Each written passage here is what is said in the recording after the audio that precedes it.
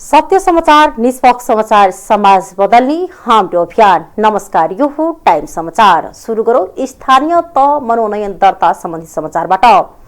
स्थानीय तह सदस्य निर्वाचनका लागि 1,44,416 जनाको मनोनयन दर्ता भएको छ। निर्वाचन आयोगले मध्याह्न 12 बजे सार्वजनिक गरेको तथ्याङ्क अनुसार प्रदेश नम्बर 1 मा 22,194, मधेसमा 36,275, बागमतीमा 23,654, गण्डकीमा 12,314, लुम्बिनी 22,421, कर्णालीमा 12,848 र सुदूरपश्चिम प्रदेशमा 11,762 जनाको उम्मेदवारी परेको छ। नगरपालिकाको प्रमुखमा 3,318 र उपप्रमुखमा 2,036 को उम्मेदवारी दर्ता भएको छ। गाउँपालिका अध्यक्षमा 3,306, उपाध्यक्षमा 2,343 र वडाध्यक्षमा 33,111 को मनोनयन दर्ता भएको छ। 24,283 महिला सदस्य, 21,979 महिला दलित सदस्य र 51,095 सदस्यको मनोनयन दर्ता भएको छ। 753 स्थानीय तहका प्रमुख, उपप्रमुख, अध्यक्ष र उपाध्यक्ष, 6,743 वडाध्यक्ष, सोही संख्यामा महिला सदस्य र दलित महिला सदस्य तथा 13,483 सदस्य गरी कुल 35,221 सदस्यका लागि यही वैशाख 30 गते निर्वाचन हुँदैछ। आइतबार र सोमबार देशभरका स्थानीय तहमा स्थापना भएका निर्वाचन अधिकृतको कार्यालयमा उत्साहपूर्व रूपमा मनोनयन दर्ता भएका थिए। आज उम्मेदवारको विरोधमा उजुरी लिने कार्यतालिका छ। वैशाख 14 र 15 गते मनोनयन पत्र जाँच तथा उजुरीमाथि जाँच बुझ र निर्णय दिने। वैशाख 15 गते मनोनयन भएका उम्मेदवारको नामावली प्रकाशन तथा वैशाख 16 गते उम्मेदवारको नाम फिर्ता तथा उम्मेदवारको अन्तिम नामावली प्रकाशन गर्ने कार्यतालिका छ। जनकपुर धाम उपमहानगरको नयाँ नेतृत्वका लागि मेयरमा 26 जना र उपमेयरमा 25 जनाले उम्मेदवारी दर्ता गराएका छन्। सोमबार साँझसम्म मेयरमा 26 र उपमेयरमा 25 जनाले मनोनयन दर्ता गराएको निर्वाचन अधिकृतको कार्यालयले जनाएको छ। जनकपुर धामको मेयरमा सत्ता गठबन्धन दलको जनता समाजवादी पार्टी जसपाबाट निवर्तमान मेयर लाल किशोर शाह, नेकपा एमालेबाट शिव शंकर शाह, हिरा लोकतान्त्रिक समाजवादी पार्टी लोसपाबाट मनोज चौधरीले उम्मेदवारी दर्ता गराएका छन्। यस्तै जनमत पार्टीबाट अनिता देवी शाह, तराई मधेस लोकतान्त्रिक पार्टी तमलोपाबाट विभा ठाकुर, नेपाल जनता पार्टीबाट मुरली मनोहर मिश्र, कांग्रेसका बागी उम्मेदवार मनोज शाह, बल्डा मतो जानकीराम शाह, वैद्यनाथ शाह सही छन्। जसपाको भागमा मेयर परेपछि मनोज शाह कांग्रेसका नगर अध्यक्ष सहित पार्टीबाट राजीनामा दिएर उम्मेदवारी दिएका हुन्। यस्तै उपमेयरमा सत्ता गठबन्धनबाट कांग्रेसका किशोरी शाह, एमालेबाट रुना झा, लोसपाबाट निवर्तमान उपमेयर रीता कुमारी मिश्र, जनमत पार्टीबाट सन्तोष शाह, नेपाल जनता पार्टीबाट वन्दना पाण्डे, स्वतन्त्रबाट सरोज मिश्र लगायत छन्। जनकपुर धाम उपमहानगरमा मेयर, उपमेयर, वडाध्यक्ष र सदस्य लगायत 127 पदका लागि 529 जनाको उम्मेदवारी परेको प्रमुख निर्वाचन अधिकृत ब्रजेश प्याकुरेलले जानकारी दिए।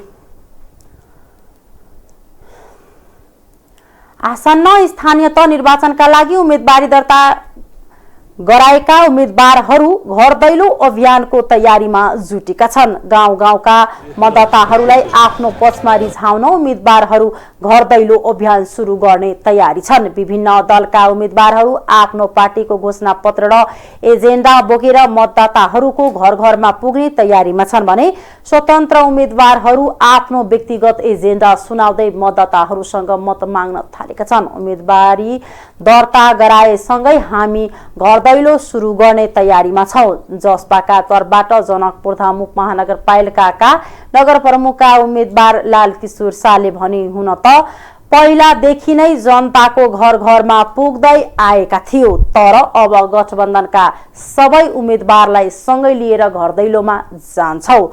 सत्तारूढ गठबन्धनका तर्फबाट नगर प्रमुखमा शाहले उम्मेदवारी दिएका छन् भने उप प्रमुखमा नेपाली कांग्रेसका किशोरी शाहले उम्मेदवारी दिएका छन्।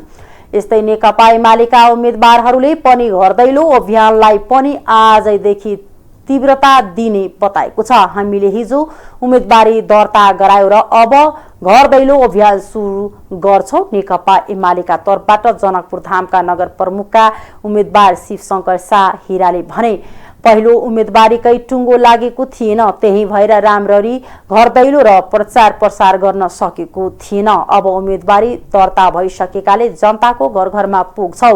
घर दैलोका क्रममा मतदाताहरूसँग पार्टी घोषणा पत्र र आफूहरूको एजेन्डा बारे छलफल समेत गर्ने उनले बताए। जनकपुर धाम उपमहानगर बाहेक धनुषाका सबै पालिकामा उम्मेदवारी दिएको नेकपा माओवादी केन्द्रले पनि चुनावी प्रचार अभियान छिटै सुरु गर्ने तयारीमा छ। धनुषाको 18 वटा स्थानीय तहमा हिजो शान्तिपूर्ण रूपमा उम्मेदवारी मनोनयन पत्र दर्ता सम्पन्न भएको थियो। मध्य प्रदेशका मुख्यमन्त्री लालबाबु राउतले आफ्नै श्रीमतीलाई उपाध्यक्ष पदको उम्मेदवार बनाएका छन्। मुख्यमन्त्री राउतले श्रीमती जलेखा खातुनलाई पर्साको जगरनाथपुर गाउँपालिकाको उपाध्यक्षको उम्मेदवार बनाएका हुन्। खातुनले सोमबार गाउँपालिका उपाध्यक्षमा मनोनयन पत्र दर्ता गराएकी हुन्। जनता समाजवादी पार्टीबाट उनले पालिका उपाध्यक्षमा उम्मेदवारी दिएकी हुन्। सोमबार मात्र मधेस आन्दोलनका शहीद सोहनशाह कलवारकी पत्नी विनिता शाह कलवारलाई जसपाले टिकट नदिएपछि उनले विवेकशील साझा पार्टीबाट वीरगञ्ज 16 को वडा अध्यक्षमा उम्मेदवारी दिएकी छिन्। जबकि शहीद पत्नी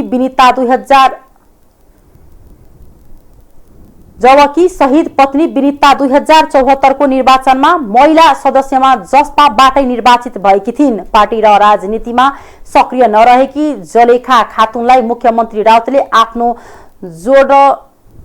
जोडबलमा उपाध्यक्षको उम्मेदवार बनाएका हुन्। धनुषामा सवारी दुर्घटना हुँदा 3 जनाको मृत्यु भएको छ। सोमबार राति धनुषाको छिरीश्वरनाथ नगरपालिका 5 सिन्धुली टोलमा भएको सवारी दुर्घटनामा 3 जनाको मृत्यु भएको धनुषा प्रहरीले जनाएका छन्। सडक छेउमा रोकिएको ना 2 ख 8624 नम्बरको ट्रकमा 2:30 बजे 3 जना सवार लु 83 प 8651 नम्बरको मोटरसाइकल ठोकिएको थियो। मृत्यु भएका 3 जना मध्ये हालसम्म 1 जनाको मात्र शनाखत भएको प्रहरीले जनाएको छ। शनाखत भएकामा धनुषाकै जनकपुर उपमहानगरपालिका 4 का अन्दाजी 19 वर्षीय सुमित टेडेवाल रहेका छन्। अन्य 2 जना मृतकको शनाखत हुन अझै बाँकी रहेको छ। दुर्घटनामा परेर गम्भीर घाइते भएका 3 जनालाई जनकपुर धाम स्थित प्रादेशिक अस्पतालमा ल्याएको थियो। यस सम्बन्धमा थप अनुसन्धान भइरहेको जिल्ला प्रहरी कार्यालय धनुषाले जनाएको छ। गभर्नर महाप्रसाद अधिकारीलाई सरकारले निलम्बन गरेको मुद्दामा सर्वोच्च अदालतमा आज दुवै पक्षबीच छलफल हुँदैछ। सरकारले छानबिन समिति गठन गरेपछि निलम्बनमा पर्नुभएका गभर्नर अधिकारीले वैशाख 22 गते सर्वोच्च अदालतमा रिट दर्ता गराउनु भएको थियो। 6 गते न्यायाधीश हरिप्रसाद फ्यालको एकल इजलासले अल्पकालीन अन्तरिम आदेश दिएपछि अधिकारी काममा फर्कनु भएको छ।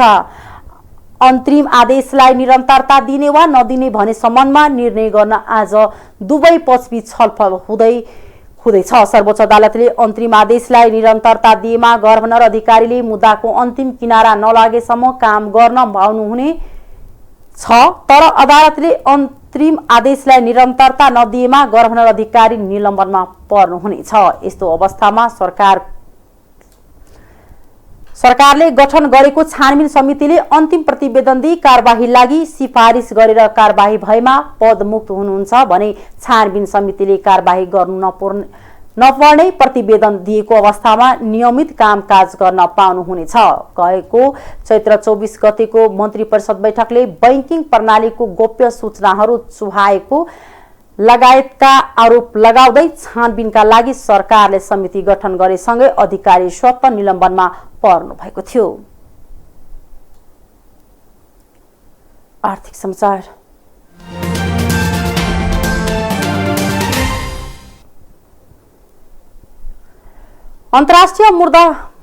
अन्तर्राष्ट्रिय मुद्रा कोष IMF माफ गर्नुहोला अन्तर्राष्ट्रिय मुद्रा कोष IMF ले सन् 2022 मा नेपालको आर्थिक वृद्धि दर 4.1% कायम रहने प्रक्षेपण गरेको छ।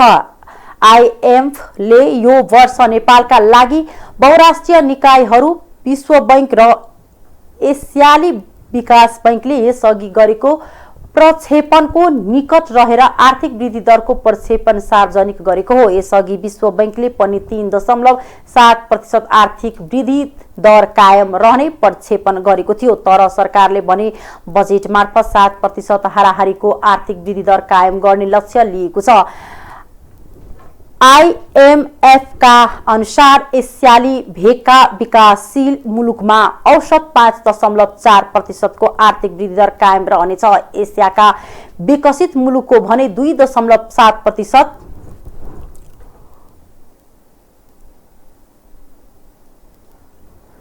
दक्षिण एसियाली राष्ट्रिय अन्तर्गत भारतले 8.2, बंगलादेशले 6.4, श्रीलङ्काले 2.6% को आर्थिक वृद्धि दर प्राप्त गर्नेछ। संसारकै सबैभन्दा स्वादिष्ट र महँगो मान्ने साल्मन माछा समेत नेपालमा आयात भएको पाएको छ।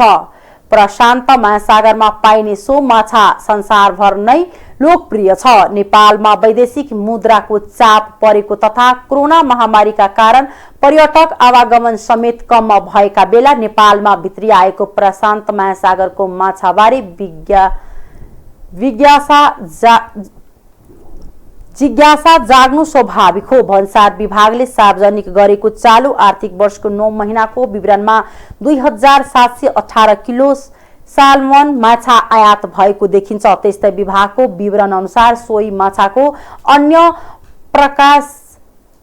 प्रकार समेत गरी 5950 किलो नेपाल भित्रिएको छ। अमेरिकी डलरको सञ्चित कम भइरहेको बेला विदेशी नियोग वा होटल रेस्टुरेन्टले माछा आयात गरेको अनुमान गर्न सकिन्छ।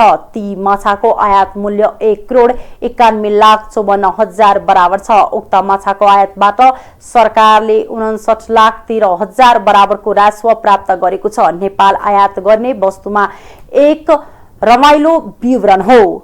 गंगटा चालू आर्थिक वर्षको 9 महिनामा 1800 किलो गंगटा नेपाल भित्रिएको छ। गाउँ घरका खेत बारीमा पाइने र नेपालीको खास पहिचान समेत नगरेको गंगटालाई डरलाग्दो प्रणालीका रूपमा लिन्छ। उक्त जल प्रणालीको आयात मूल्य 12,82,000 बराबर छ। त्यसबाट सरकारले 3,84,000 बराबरको राजस्व संकलन गरेको छ। गंगटा सर्पको टाउको पनि नेपाल भित्रिएको छ।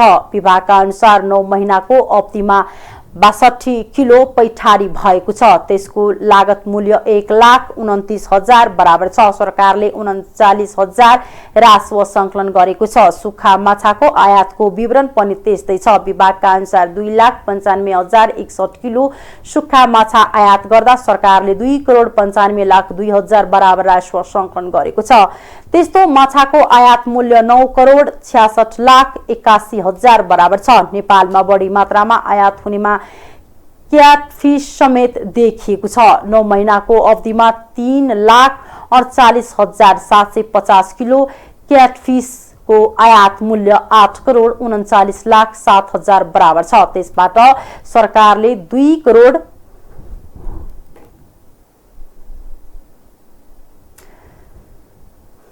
माछाको मासु मात्रै पनि आयात भएका विभागको विवरणमा उल्लेख छ। 9 महिनाको अवधिमा 8,000 किलो त्यस्तो मासु आयात भएको छ। त्यसको आयात मूल्य 18,87,000 रहँदा सरकारले रु 5,76,000 बराबरको राजस्व संकलन गरेको छ। टुना फिस 910 किलो नेपाल भित्रिदा आयातकर्ताले रु 21,99,000 बराबर लागत मूल्य तिरेका छन्। त्यसबाट सरकारले रु 6,71,000 बराबरको राजस्व संकलन गरेको छ। विभागका अनुसार 57,168 किलो प्राउन नेपालमा पैठारी भएको छ। त्यसको लागत मूल्य 3,48,61,000 छ। सरकारले राजस्व मात्र 1,05,29,000 संकलन गरेको छ। झिङ्गे माछा मात्रै 3200 किलो आयात भएको छ। त्यसको लागत मूल्य 1,37,01,000 बराबर रहँदा 41,08,000 बराबरको राजस्व सङ्कलन भएको छ। अर्को रमाइलो विवरण पनि छ। नेपालमा वैधानिक तवरबाटै 200 वटा कछुवा आयात भएको छ। त्यसको लागत मूल्य 83,000 छ र सरकारले रु 25,000 राजस्व समेत उठाएको छ। अन्तर्राष्ट्रिय समाचार।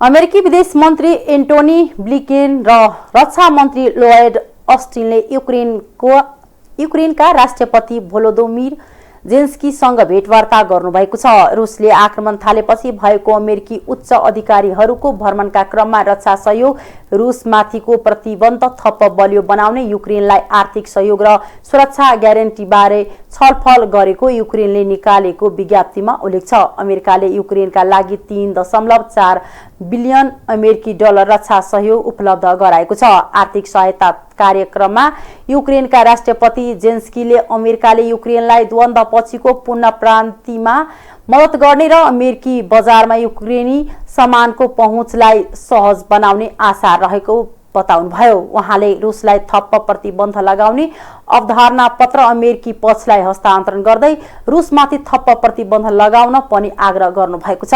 अमेरिकी विदेश मन्त्री र रक्षा मन्त्री आइतबार कियेभ पुग्नु भएको हो।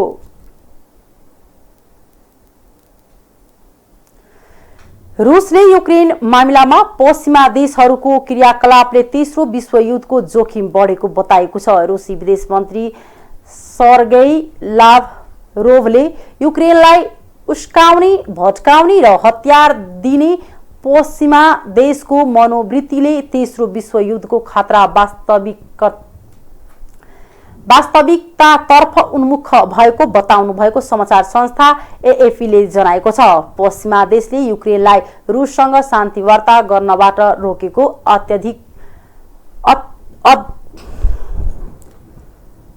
अत्याधुनिक हतियार दिइरहेको र रुस विरुद्ध ठूला सञ्चार माध्यम प्रयोग गरेर भर्म छारिरहेको लाभरोभको आरोप छ। रुसको आक्रमणको प्रतिरक्षा गर्न र युक्रेनको मनोबल बढाउन भन्दै उत्तर एटलान्टिक सन्धि संगठन नाटोका सदस्य देशका केही राष्ट्रिय प्रमुख र अमेरिकी विदेश मन्त्रीको टोलीले युक्रेन भ्रमण गरिसकेका छन्। यसैबीच अमेरिकाको आग्रहमा जर्मनीमा आज 40 वटा देश सहभागी भएर सुरक्षा सम्मेलन गर्दैछन्। रुसले युक्रेनमा आक्रमण थालेको 2 महिना बितिसकेपछि युक्रेनले अनपेक्षित रूपमा प्रतिरक्षा गर्न सफल भएको र रुसले अपेक्षित सफलता हात पार्न नसकेको अन्तर्राष्ट्रिय सञ्चार माध्यमले जनाएका छन्। हस्, अहिलेको लागि टाइम समाचार यति नै। हेर्दै गर्नुहोला टाइम्स टेलिभिजन। नमस्कार।